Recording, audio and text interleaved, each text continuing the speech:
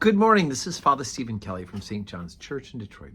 We're continuing our series of daily morning meditations where we generally look at one or another of the lessons that are assigned for morning or evening prayer, what is known as the daily office lectionary. And today for Friday, I thought we'd go ahead and take a look at the lesson that's assigned for evening prayer from the book of the prophet Isaiah. Remember, we're doing sequentially through Isaiah at both morning prayer and evening prayer. So we did parts of chapter 5 this morning. Now, this evening, we do chapter 6. In the year that King Uzziah died, I saw also the Lord sitting upon a throne, high and lifted up, and his train filled the temple. Above it stood the seraphims. Each one had 6 wings. With twain he covered his face, and with twain he covered his feet, and with twain he did fly. And one cried unto another, and said, Holy, holy, holy is the Lord of hosts. The whole earth is full of his glory. And the posts of the door moved at the voice of him that cried, and the house was filled with smoke. Then said I, Woe is me, for I am undone, because I am a man of unclean lips, and I dwell in the midst of a people of unclean lips. For mine eyes have seen the King, the Lord of hosts. Then flew one of the seraphim unto me, having a live coal in his hand, which he had taken with the tongs from off the altar. And it was laid upon my mouth, and it said, Lo, this hath touched thy lips, and thine iniquity is taken away, and thy sin purged. Also I heard the voice of the Lord saying, Whom shall I send, and who will go for us? Then said I, Here am I, send me. And he said, Go, and tell this people, Hear ye indeed, but understand not, and see ye indeed, but perceive not. Make the heart of this people fat, and their ears heavy, and shut their eyes, lest they see with their eyes, and hear with their ears, and understand with their heart, and convert, and be healed. Then said I, Lord, how long? And he answered, Until the cities be wasted without inhabitant, and the houses without man, and the land be utterly desolate.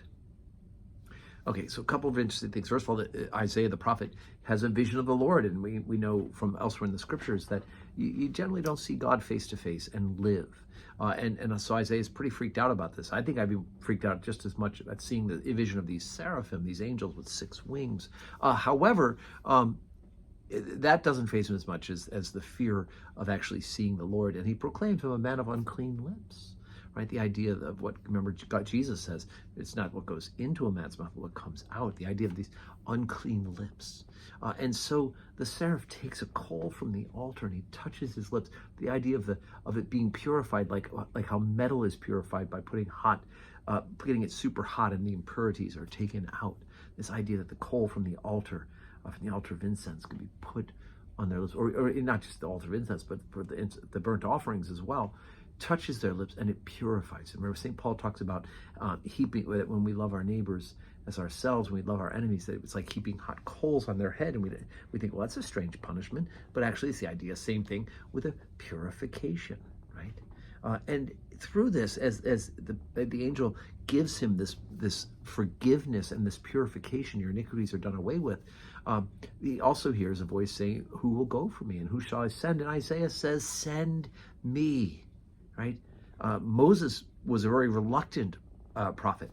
God said, Who should I send? Moses basically said, Well, send Aaron. Send my brother. He's a lot more eloquent than I am. But Isaiah says, Send me.